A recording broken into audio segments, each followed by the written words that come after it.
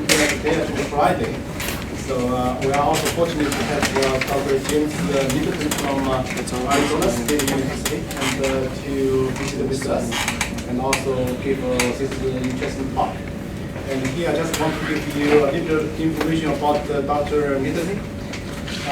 He is a professor of engineering education and mathematics education and the director of the Center for Research on Education in STEM. How many of you know about STEM? STEM stands for science, technology, engineering, and mathematics. Okay? And at Arizona State University, he also holds the Amherst Energy Chair in STEM education at the University of Birmingham in the UK. So his research interest, as you know, will include both math education and engineering education. And he published a lot and in several topic areas, which includes children's mathematical thinking, teacher and student motivation in mathematics, and that's something he's going to focus on today. And also teacher changing in mathematics. He's currently developing methodologies for utilizing the engineering design process to improve learning environments in science, engineering, and mathematics. And to fund his research, and he did get a lot of support from the federal agency, and more than $20 million. So he has been very successful in multiple ways. So we are fortunate to get a chance to learn what he has been doing, and then to learn more about his research. Thank you, everybody, for coming. I appreciate you coming on a Friday afternoon. It can be tough sometimes when you guys get into the week and you get a little thirsty and the bar is just right across the street. Really, it can be kind of tough. But thank you very much for coming out. You good on sound? Mm-hmm. All right. Always check with the sound engineer before you get going. That's a rule. So we're going to talk a little bit today about motivation in mathematics. And I'm going to start off with a little quiz, all right? I'm a math guy. I'm going to give you a quiz. So it's multiple choice. Okay. So you got to tell me which of these is the best answer. Not necessarily the true answer, but the best answer. Cabrera's already taken his quiz, so he doesn't get a chance. I think it's an oxymoron. Why do you say it's an oxymoron? Well, the stereotypical view of too many people is I can't do math, Mm-hmm. and it's terribly unfortunate, but you can't be motivated to do math. Mm-hmm. Too many people would say that. I'm afraid. Okay, so you're thinking that they're mutually exclusive, the mathematics and motivation are mutually exclusive. Almost. Okay. Other guesses, we'll say? Yes? I think it's none of the above, Why do because you it say is none? rational and it is not imaginary. Okay. C and D. And Okay, very good. of course, I'm prejudiced because I'm a math professor, Yeah. but I spend a great deal of my time motivating what it is I'm about to teach, Yeah. so they have some hook to hang on rather than it just sitting out there as just one more thing to memorize. Yeah. So, well, what's B? You got C and D right. What's B? Well, since I do it, and I don't consider myself mythical, Yeah. I'm certainly not a big, well, maybe I am a beast, I don't know. But I don't have one horn, Okay. and I am truthful, but I'm a lousy politician. So I don't see that I quite fit in. Very, very good. It's the null set. Yeah, It's very the null good. set. But you're a math professor. Very nice. But I'm not the null set because I'm an existence theorem. That's exactly right. We have existence proof. Yeah. So the correct answer is none of the above. Okay. Everybody is motivated at all times. Otherwise, you're dead. That's just a fact. That's a fact of biology. Okay. The question, of course, is for teachers and future teachers and people who've been teachers and are trying to figure out how to engage students in the study of mathematics. The real question is, to what degree can I help students see mathematics as being useful, important, maybe even interesting, so that they'll engage in what I want them to engage in, right? So they'll be motivated to do what I want them to do, or what the standards say I should be engaging them in, or what the objectives are for the day. Everybody's motivated, but not everybody's motivated to do what you would like them to do. And And so the question is, how do we tap into the kind of motivational belief systems, the kind of motivational sets that people bring to the classroom? This is a classic example when we start to think about what impacts students' engagement, persistence, and performance in mathematics. Typical middle schooler. Tom Friedman, talks about the idea of intrinsic motivation, curiosity, persistence, risk-taking as the kinds of outcomes that we want to develop in STEM education. Right? Not about the basic knowledge, that's also important, but it's only important in a larger context of people who are motivated, curious, persistent, and risk takers. Those are the kind of people that we're going to need to be able to design solutions to the problems that we're facing in society today and in the future. How did I go backwards? I have no idea. And so within that, there's the things that we know over 50 years of research in motivation, mathematics. Now, I'm an old guy, but I don't have quite 50 years under my belt yet in research. But I've got about half of that. There are things that we know. We know that people who are interested in subject matter tend to work harder and tend to become more motivated in it. Interest engages people, and people tend to then achieve more when they're interested in something because of that hard work that they're willing to put in. And so they need stimulation from it. The research in mathematics education shows that students would much rather be challenged than bored. Right? Much rather challenged than bored. And so making things easy for students is counterproductive. Now, you also need some control. Control meaning that you have an ability to be reasonably successful in a task, that you have some prior learning, that it gives you access to that stimulating and challenging content that we might provide. So there's always a trade-off between just how tough a problem should be for a student, or how difficult a mathematical task or mathematical project should be, and the control that they have over their own behaviors such that they can become successful in it. Identity tends to grow over time in mathematics. And what we see in children in particular is that by about the 7th grade, most of our students have created a mathematical or an academic identity that precludes mathematics from who they think they are, from their core being. Most students by this time would have chosen career paths that preclude mathematical inquiry, or that have minimal mathematical inquiry. Or those who want to become doctors and nurses and teachers and others will say, I'll put up with it, but only so far. And so their identity as a math person tends to decline. But there are a few crazy people in math departments and in engineering schools and others that develop a mathematics identity. They think of themselves as a math person. And this is developed typically around the middle grades. Okay? Utility increases effort. This is another drab discovery of the obvious by education researchers. Things that are useful, if you think that something is useful, you'll tend to put more effort into it. Okay? This is useful for me, I'll put more effort into it, I'll get the results of that utility out. There's two types of utility. There's things that are instrumental to us in the moment. Right? It's good. It's useful for me to learn this mathematics because there's something I'm doing right now that'll use it, and it becomes very important then in the moment. And there's also the kind of perceived instrumentality of tasks that you're putting off into the future. That you're saying, well, I don't really like it now. It's not really useful for me now, but someday the theory of complex numbers will become important for me. Right? A lot of people think of those kind of things in high school when you're doing when you're doing imaginary numbers. You say, well, gosh, I don't know where this is, but I've heard that electrical engineers use it, and I want to become an electrical engineer, so I'll pay attention to it. Okay? And those of you who have not contemplated how imaginary numbers might be used might say, I don't care. Okay? And therefore that doesn't hurt you. And so it doesn't have the same kind of perceived utility either in the moment or in the future. And so people that don't have those tend to not persist as long in mathematics and not tend to increase their effort in mathematics.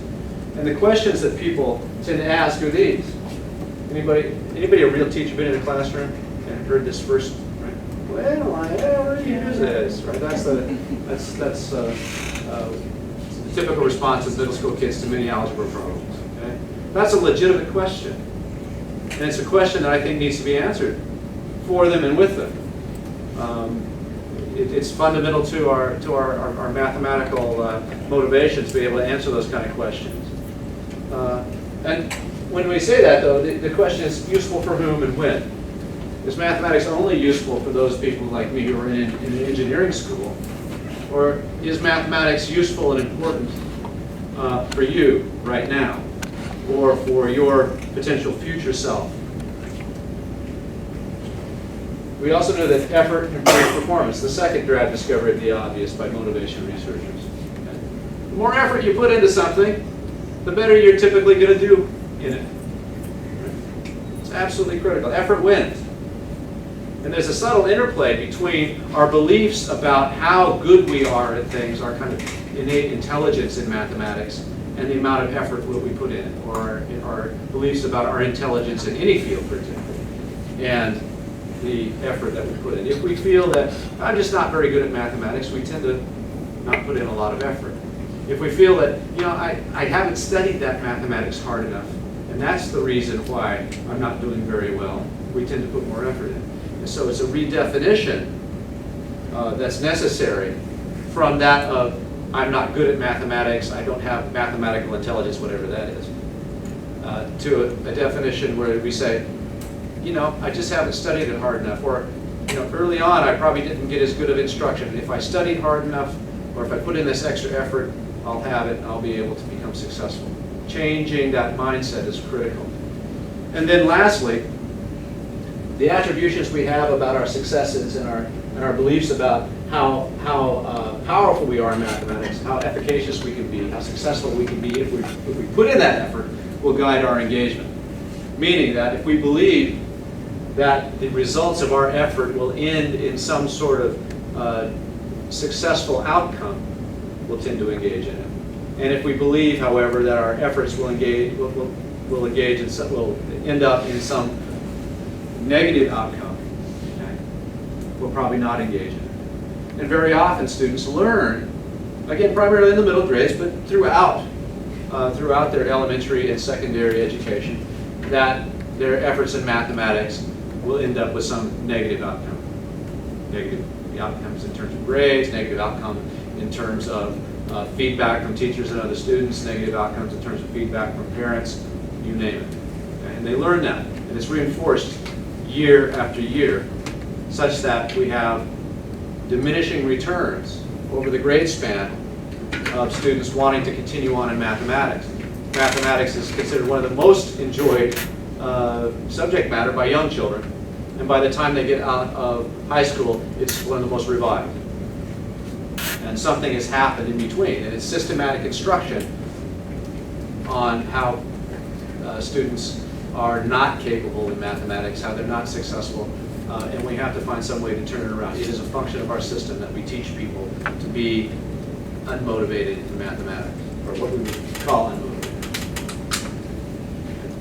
So what we don't know, however, is how all these things interact over time. We have general patterns that generally people tend to dislike mathematics over time. But we don't know exactly how that plays out in the lives of individuals, because any individual can have a good teacher at a time that turns them on, turns them around, and others might have a poor teacher at a different time. Two people might interpret the same teacher in fundamentally different ways.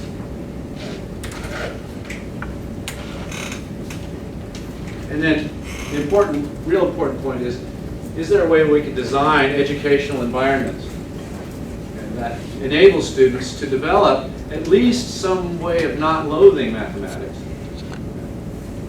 or in some way of feeling that mathematics is both interesting and useful for them now and in the future, such that they'll put in enough effort to become successful, to even allow them a modicum of success. So I'll give you an example of some work that I did. I worked a long time when I was at the University of Wisconsin and subsequent years at Arizona State University in designing middle school curriculum for mathematics. This is a 6th grade curriculum, and we're studying vectors. We're flying a plane, okay? That's the context. We're flying a plane, which you need vectors to be able to determine how to get from one place to another without crashing.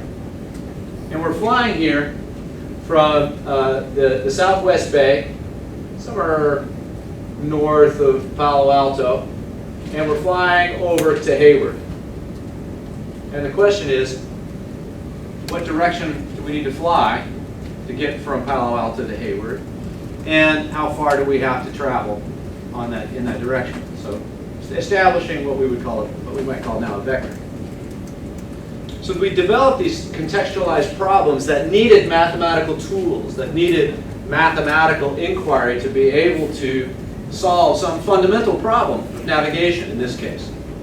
In some other cases it would be urban planning. How do we put a lot of high-rise apartments in this open land, or do we put more single-family homes, or should we have mixed-use housing? How do we design that? How many people can we get in? How much will it cost? Those kinds of real problems of society beg to be organized mathematically, and we have to design curriculum that allows students access to both the problems themselves, the context, and to the mathematical tools and symbols that enable them to make sense out of that in a mathematical way and not just in a colloquial way. So we use contextualized problems, and I think most of you would say that the kind of problems that we developed here for 6th grade are challenging for the 6th grade curriculum. And we try to develop what's called optimal stimulation. So it's not enough to just be challenging. Okay, I could give each of you here a multivariate statistics problem right now that would be very challenging. But you may not have the background to be able to be successful in that problem, and so that would not be a motivating problem for you, okay? Because I have not bridged from your current knowledge to the knowledge that you need to be successful in that problem, no matter how useful the outcome of that problem might be. And so we have to develop ways of bridging between where the student is at and where we want them to be. And so what we allow them to use a compass here that has 360 degrees, a circle that has 360 degrees, as opposed to two 180-degree half circles, right? Or a protractor. Now, so I encourage you, as either those of you who are future teachers or current teachers, to actually make yourself some overhead transparencies. Just print them out and cut out a circular protractor. It fundamentally changes how people think about angles when you have 360 degrees in a circle, as opposed to a semicircle that I then have to turn over and try to read upside down. Okay? It's a better tool. It gives students access to more difficult mathematics earlier than the tool that requires you a 180-degree protractor. You have to know how to use it before you start using it. The 360-degree protractor, you know a little bit about directions. It's much easier to get involved in, so students can think deeper earlier with the use of the tool. Okay? So these tools are really important for students who might be at different levels of understanding, all coming at into the same problem with a higher level of understanding and a lower level of understanding. Each of them can use the same tool and talk about the same thing productively. The expectations we had when we implemented this curriculum was that the perceived instrumentality, or the usefulness, okay, of mathematics in the minds of these students would increase. That they'd feel that because we're applying this mathematics now in the real context, realistic context, that mathematics is going to be more useful. They'll start to internalize that. We also believe that students would find that the increased challenge was more motivating for them, because we also provided scaffolding supports, this bridging that I was talking about, so that they could approach that challenge and not become frustrated or anxious about the mathematics. Were we always successful? No. Okay. There's always, any idiot can screw up a good thing. We did as best we can, and what we did was we were able to engage more students more deeply at the same time. And that saved time for the teacher to be able to focus on those students who were really having difficulty, as opposed to focusing on a whole lot of students simultaneously. We also believe that students' attributions of their successes and their confidence in their abilities would improve, because they would feel they had more internal control over their success. And lastly, that their mathematics performance would improve because their motivational set improved. We applied this curriculum to over 300 middle school students in 2 large school districts in the Midwest. In grades 5, 6, and 7. We started them off in grade 5, and we replaced that curriculum for 2 years. We've monitored pre-post, pre-test in grade 5, post-test in grade 7. We've observed classrooms, did a lot of other things in this project. And we saw significant positive change. I'll give you an idea of what we saw here. First of all, we gave them some questionnaires that involve items like this. We wanted to see what if they became more interested in mathematics, and so they answered items like mathematics is interesting on a scale of 1 to 5, or I have choices of things to do in mathematics, things that access the control. We had items related to utility. Mathematics is useful.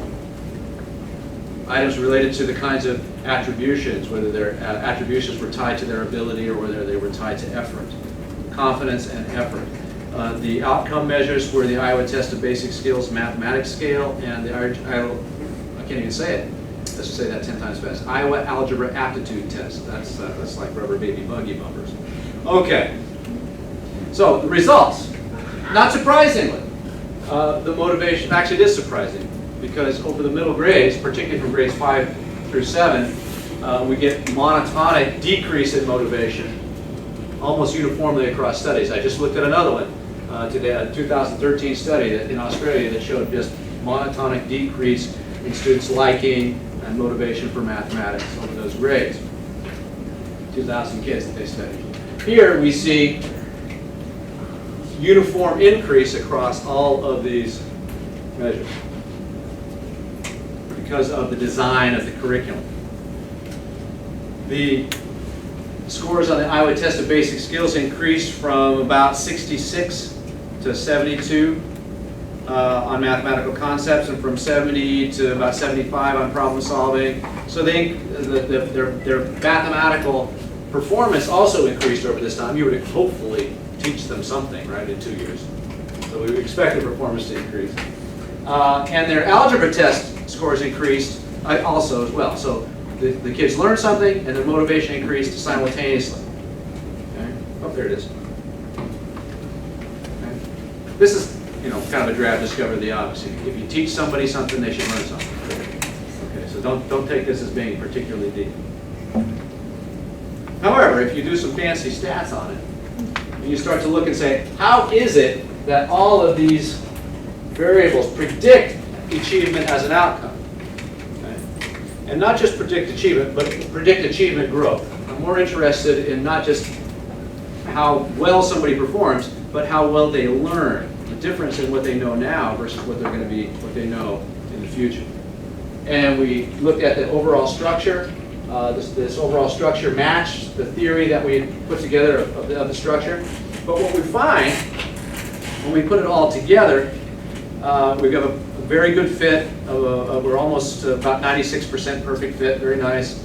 We have very low error of prediction. But what we find in this study is that overall, you have about 6 to 10% of the variance, depending on which statistical model you apply. About 6 or to 10% of the variance, total variance in these in achievement is predicted by all of these variables together. Okay? That's actually very, very low. What it means is that although we can predict the interactions among the motivational variables very well, how those motivational variables together predict achievement or learning is quite, we still don't know. I call it's kind of an ass from the hole in the ground stage. We can't quite figure out which it is. Okay? Very important to understand that, because It's a very good model, but we still don't yet know how motivation, all of these motivational variables impact students' achievement. Now, to assess the structure of this model, we did a replicational study using the high school longitudinal study of '09. This is a very, very large study of about, it was 24,000 students, and then you find missing data and lots of things, so it's cut down to about 21,000 students in about 1,000 schools across the United States. It's a random sample, so we can assume that it's roughly representative of students across the United States, with the only differences being associated with random variation and not with any kind of systematic sampling bias. There was follow-ups with students, parents, teachers, and counselors. It's very, very rigorous data collection techniques. Have data on demographics, motivation, the kind of occupation students want to pursue. A lot of data. Okay. We had reasonably high reliabilities in each of the motivation scales that we have, except for the scale of mathematics identity, in which the reliability was quite low. That's because it only had 2 items. Okay, those items were highly intercorrelated, but with only 2 items, it's hard to compute a very high correlation among them. Okay. So these are the kinds of questions that were asked. Again, identity, do I see myself as a math person? An interest, I'm enjoying this class very much, or do you think the class is a waste of time? Mathematics is useful for everyday life, or will be useful for college, those kind of things. So it seems pretty straightforward education research. Achievement was an assessment that addressed the major concepts in high school algebra. If you look at the concepts there, that would be exactly what I would want students to know by the end of high school algebra. If they knew that, I would actually be very happy. It reflects college and work ready standards that you might have in Texas, or the Common Core standards that you would see in the rest of the United States. And they also looked at a number of algebraic processes, which are important. Of course, demonstrating algebraic skills, but using representations, performing algebraic reasoning, and solving algebraic types of problems. So it's not just the skills. Yes. Yeah. This replication study seems to be directed toward high school students. Mm-hmm. The previous discussion was on Middleton. Yeah. Yeah. So in the replicate, one of the issue of replication here is the theoretical structure of the motivation variables, not the application to the particular study population. And so in part, it's a sample of convenience in the sense that the data is available. I'm gonna for high school students, and I'm gonna study it. To be able to perform a perfect replication study, of course, I would use the same population under the same conditions. I didn't have the money for that. All right. Now, I may ask another question. We have studied motivation of our college counselors. Oh, fantastic. And they came out wonderfully motivated according to the questions we asked and their responses. And I thought they were gaming the system because they were answering what I thought they should answer. Yeah. But after a couple of years, I figured out they weren't gaming the system. In fact, they were, in their own minds, truly motivated. Very good. And this has to be distinguished from what the student's expectation of what you want to hear is from how they actually feel. Exactly. Yeah. And that has to be distinguished from what I think is important as well, right? So what I think. So if I ask a student what they think about what I think is important, I get what they think I want. Right? It's called the social desirability effect. I could also get what they, they're truthfully what they think is important about what I think is important. What's often not done in motivation research or in education research in general is to ask students what they really think. Right? To actually pull out what a student actually believes or understands or means when they write down 23, or when they write down, I hate this class, or when they write down, I really thought the professor was right on today. Those are, what a student means by that is not captured by those few sentences that they might write down, or the first thing that they say. And it's always colored by the question that we ask them.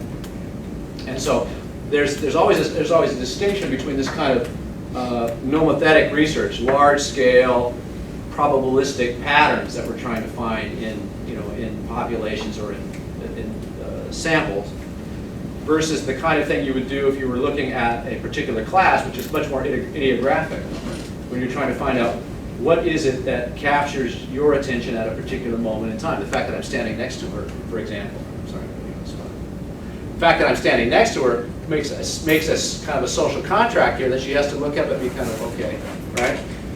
Right? And it may have nothing to do with what I'm saying or her interest in the subject matter. There's merely a social contract. And so to understand why she is attending, or why it appears that she's attending, is a very different kind of a question than if we start to talk about what causes attention, probabilistically speaking, in a larger population. They're very different and use very different kinds of methods. And in college calculus classes, we see both of that. We've seen both of that kind of research. What we typically find around the United States is about 40% of students tend to drop out of calculus after their first semester. That's typical. I don't know what your retention rate is. Do you have an idea? We have approximately a 72% success rate. So 38. So about 30%. No, that's A, B, and C. Oh, A, B is across A, B, C. The real horror begins in calculus 2, Yeah. where the students with C's in calculus 1 have almost no prayer passing. Yeah. Okay. So in calculus A, B, and C, you're saying you're using you have calculus 1, calculus 2, and calculus 3. Yeah. So 3 semesters of calculus, and they go to differential equations or something else, typically. Okay. So at ASU and some other places, we have about usually there's a 40% attrition rate between calculus 1 and calculus 2, and then there's about a 40% attrition rate between calculus 2 and calculus 3. So if you do the math quickly, by the time we get to calculus 3, we have 36% of the STEM intending people that can't go, that are no longer in STEM anymore. I've always viewed the calculus 3 students as some sort of battle-hardened veterans. You can throw almost any teacher at them. Yeah, they're pretty scarred. They're pretty scarred at that time. That's true, right? I mean, what kind of an idiot would do that to themselves?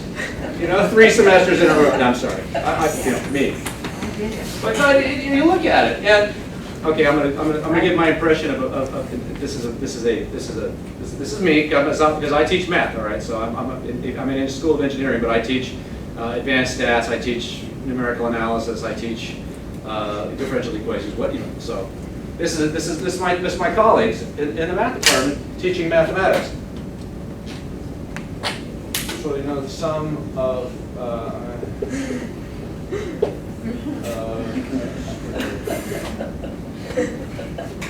You need to write about 10 times smaller.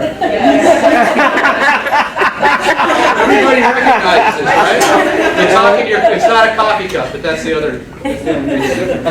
Okay, now compare that. I'll say to your class or to someone else's class, where what we try to do is we try to develop some sort of context within which why would anybody learn this? Okay. We try to engage them in some sort of argument about the nature of the content itself, right? So we talk when we're talking about derivatives. We'll be doing some things like, okay, so we've got some sort of strange function. We'll just don't worry about scale here. Let's just look at the form. We'll just put our little piece of wire here. We'll just move our wire up here, and we'll start looking at these little point slopes at time, and and all of a sudden, we've got a positive. So they've got a positive slope here, a positive slope here, positive slope here. So what happens? At some point in time, there has to be a change between a positive slope and a negative slope. That might be something I would. Let's give an example.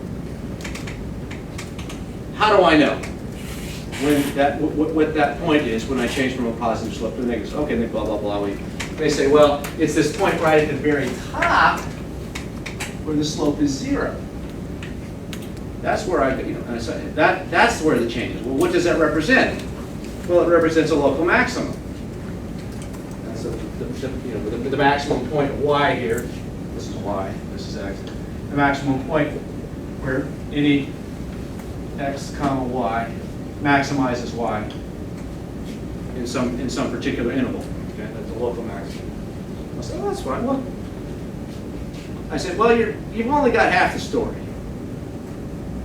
Can you tell me another instance where we might find, and then they could talk about, well, there's also a local minimum. The slope is 0. The change now goes from a negative to positive. And then I said, well, yeah, I kind of fooled you. It wasn't really half the story. What if I have something like this? What happens here? The slope is changing from positive to negative, but it's not a continuous change. It's an instantaneous change. Then now we got problems. How do we handle this? Right? So this is a very different kind of discussion I'm having as a Calc 1 teacher with my students, as opposed to saying, well, there's 3 instances we can talk about. There's a point where you have a positive slope, negative slope, 0 slope, no slope, or undifferentiable. I shouldn't say no slope. Undifferentiable function. Okay, and then you go on. So I've identified it. Those are completely different kinds of learning environments. One of them tends to be more motivational for my students versus the other. But it's not uniformly so. Some students would rather be told those definitions themselves. Okay? So we always have to remember that there's always any idiot can screw up a good thing. Right? So anytime you design a learning environment, there will be people for which it is not as effective as others. That's a function of human variability. That's what makes teaching more than just what my computer can do. And so you need to be you need to understand that and build your learning objectives around those things. So anyhow, these are the kind of things that we try to do in this middle school curriculum we're talking about, and what I'm applying right now in my engineering, in the engineering school, in my stats classes and other classes that I'm teaching with them. If you take a look at the reliabilities of the tests that we gave, that the National Center for Education Statistics gave, they're very high. If you don't know what a composite reliability is, don't worry about that. It just means that these variables are high enough to where you can start to use these as predictive variables, as opposed to merely exponents or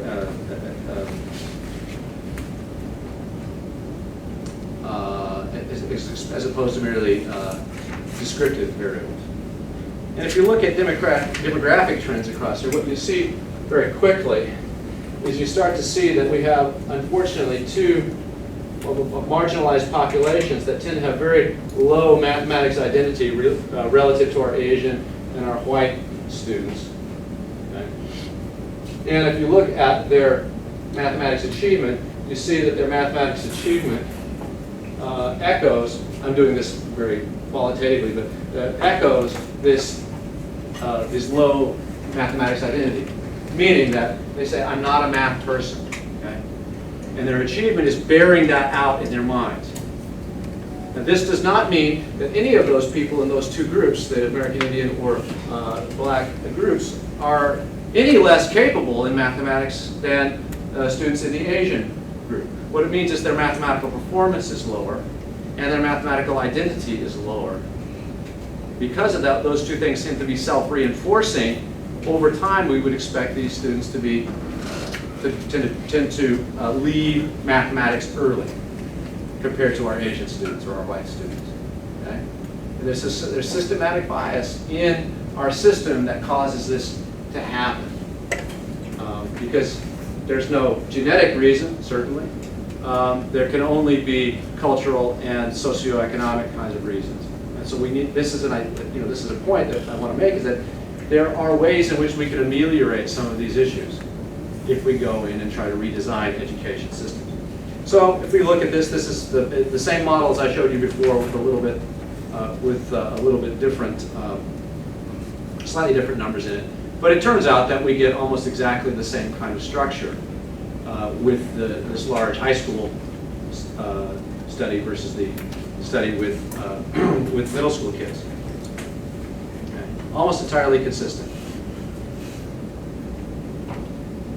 Now, I was really, but also if I take a look at this as well, what we find out is that if I want to predict achievement, again, you'll see here what I get is an overall coefficient of determination, an overall amount of variability that I'm able to predict with this model of about 6%, same amount.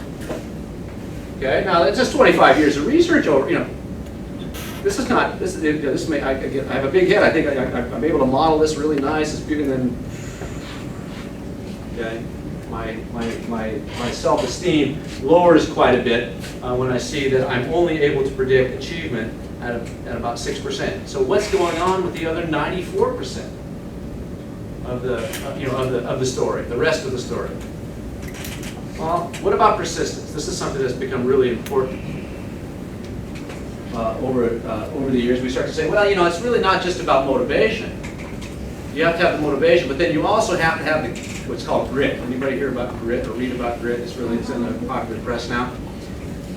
The idea is that you got to kind of grind your teeth and buckle down and get through it, and that's actually a good that's actually a good thing, right? It's important to be able to expend effort over an extended period of time when things are difficult, and when you barrel through things, you can learn more and be more successful. And so, if you look at the kind of persistence data we have the number of hours they spend on studying and the number of math courses they're going to expect to take and those kind of things that relate to persistence. You create a linear combination of those. And we can say that we can create a number that gives us a composite estimate of students' overall level of persistence or relative persistence relative to each other. And if I plot that, what you see is this really interesting negatively skewed histogram. And I plotted the normal curve that would fit this model over it, showing that quite dramatically that it's not very normal population. And what's interesting to me is not this part right here, okay, or the fact that we get a whole bunch of people that have reasonably high persistence. Okay, what concerns me is this right here. Anything from the mean on this side, it just drops off precipitously, and there's a lot of people that are very, very low persistence, and a lot of people here that are down below a standard deviation away from the mean, because we're normal, way down. So what causes that? And if I plot it as a series of error bars, these are the 95% confidence intervals for each of our ethnic groups. Okay, this is whites, which are right at the mean. These are Asians here. Okay, these are Pacific Islanders. These are multiracial, which is becoming more and more of a category. Thankfully, I like that. These are our two different Hispanic, where they specify a specific race, Hispanic white versus Hispanic others.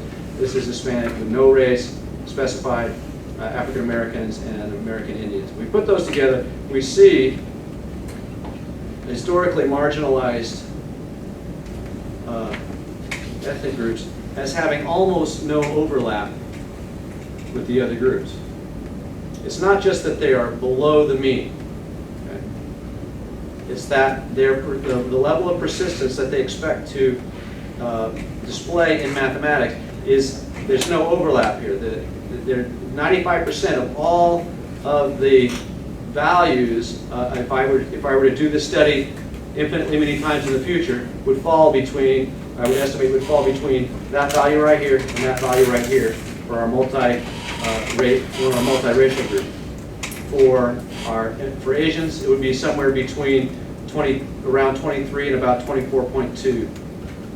95% of all the mean values of any sample I drew from Asians in the future using this basic study would fall between these two values. For our Hispanic students, it would be between these two values. Notice how none of these do not contain the mean at all. They're significantly below the mean.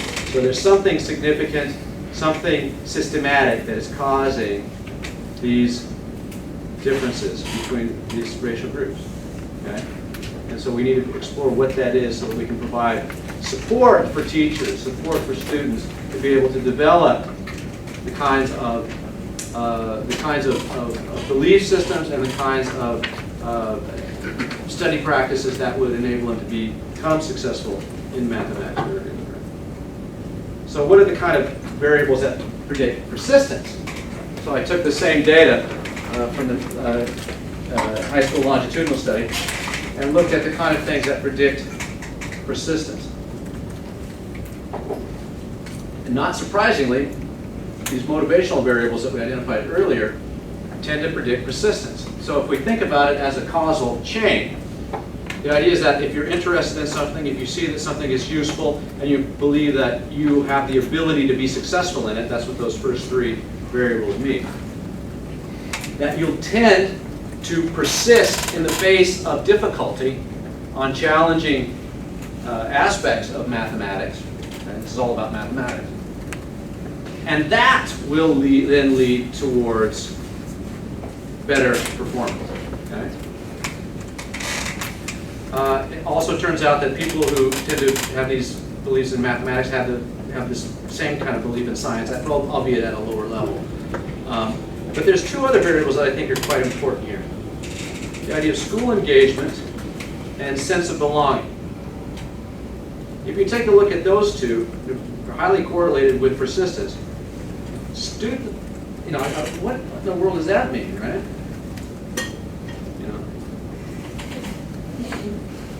I hope this means something to you.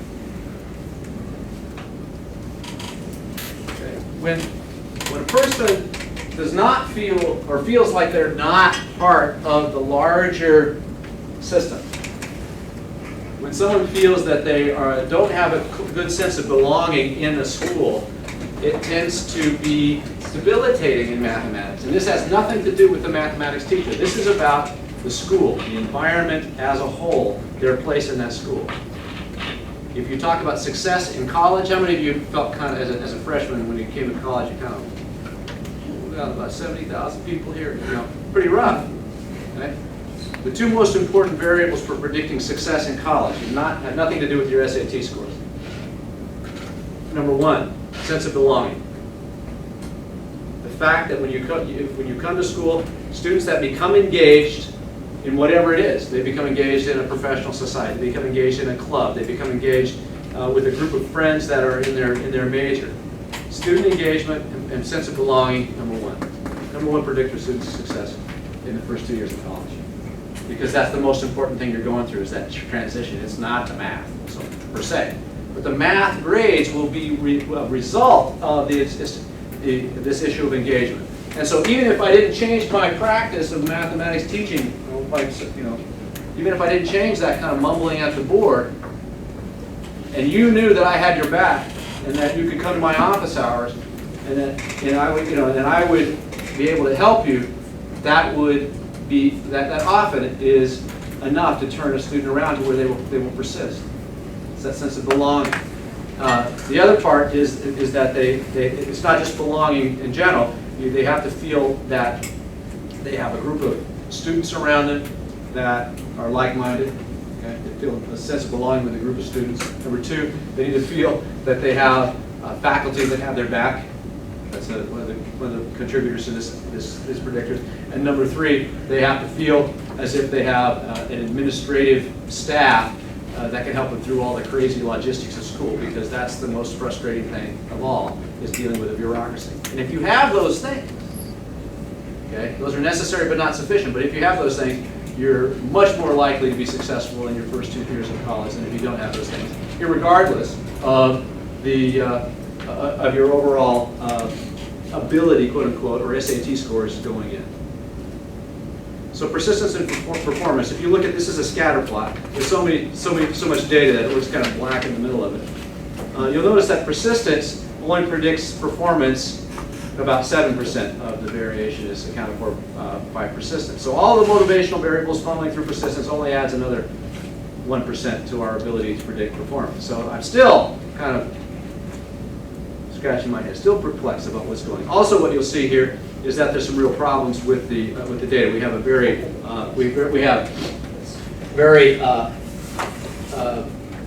well, we have kind of a ceiling effect here, and we have a floor effect on both of these variables. So this is highly curtailed, and so it does not look very hard to model.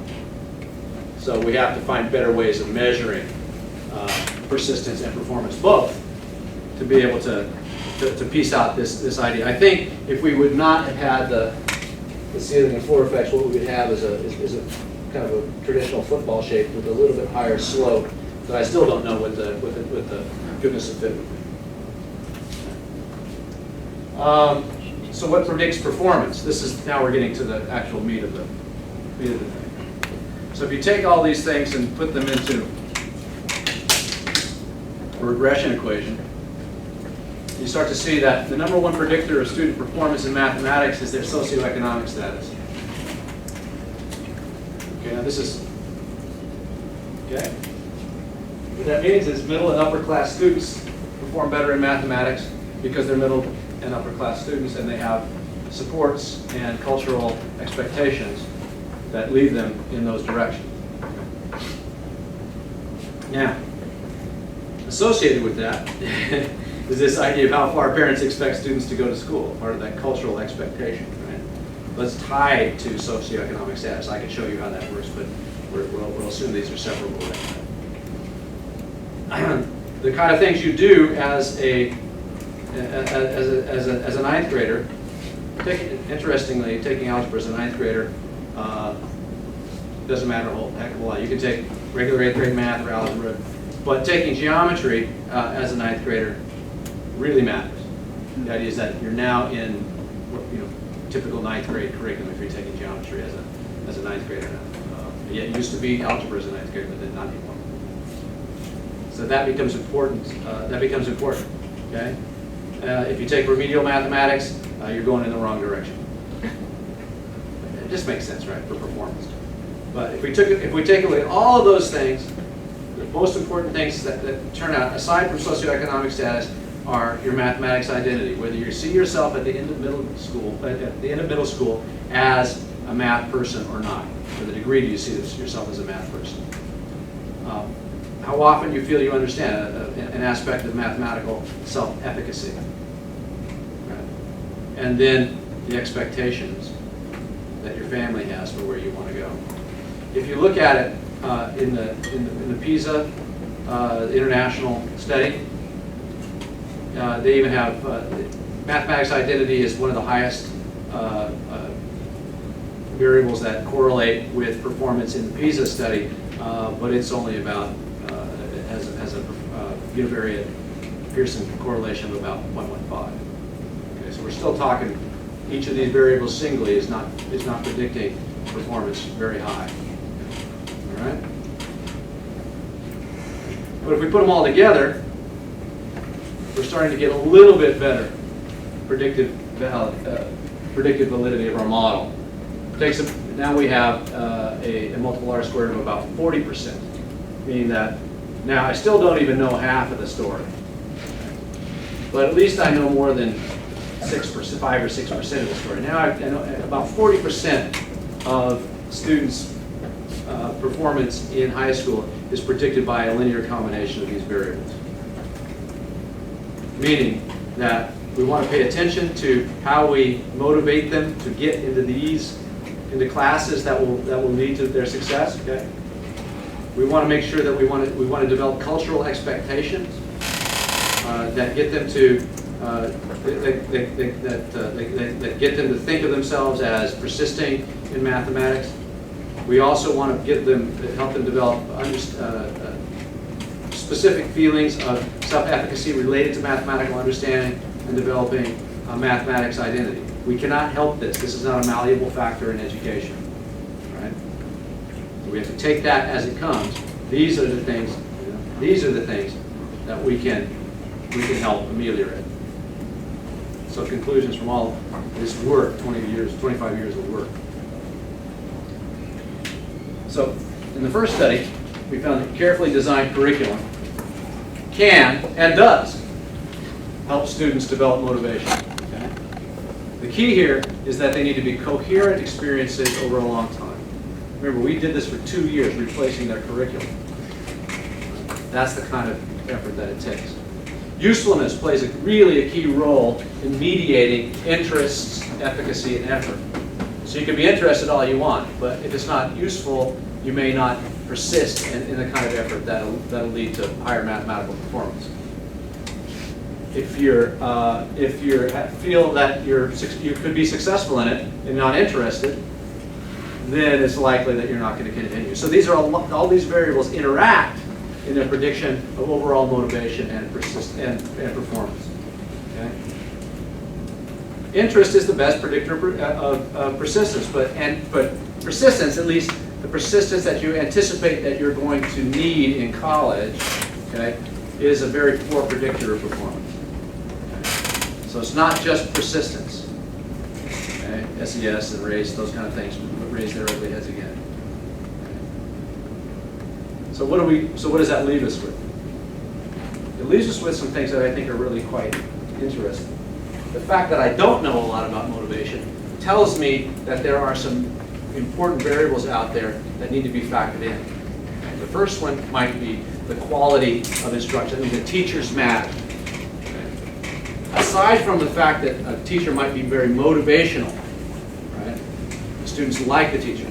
The quality of what he or she is teaching, the mathematical quality of it, will certainly contribute to mathematical performance in a profound way,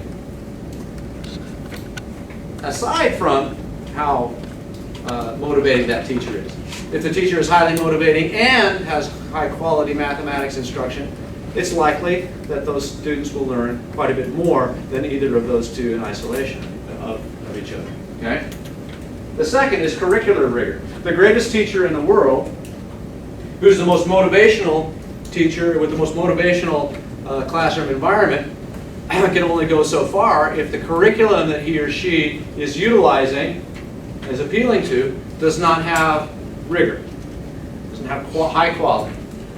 Right? So the materials that we're talking about, the structure, the mathematical coherence over the long haul needs to be thought about deeply in relation to both its mathematical structure and the way in which it's brought out in motivation.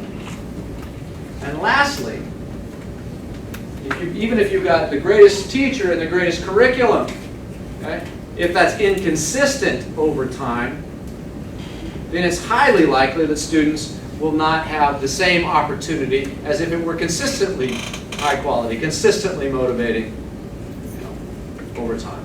So, teachers matter, curriculum matters, and the instructional environment matters. Those are the three candidates that I have for that 94% that I still don't know about. And so to understand that and the relationship between those three and those motivational variables that tend to be highly predictive, or at least consistently predictive of persistence, is the next step is the next 25 years of my research and understanding that. So if any of you are interested in understanding motivation related to mathematical performance in the United States, that's where I would steer you if you asked me for my advice. And I get questions like that all the time from graduate students and from teachers. Where should I go? I would say read what you can, understand what we know now, and then move in the area of what's the role of the teacher, what's the role of curriculum, what's the role of the coherence of instruction over time, from teacher to teacher. With that, I think we're just perfectly out of time.